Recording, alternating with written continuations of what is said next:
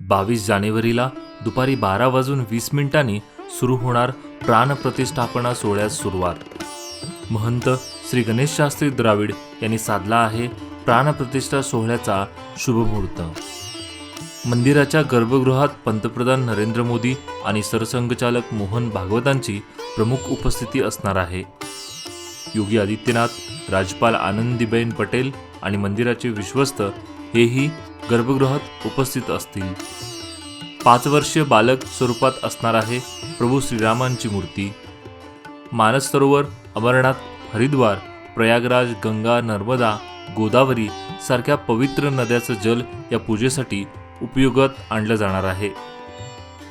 18 जानेवारीला मंदिरात प्रतिष्ठापित केली जाणार प्रभू रामांची प्रमुख मूर्ती। या मूर्तीचं वजन असेल 150 ते 200 किलो।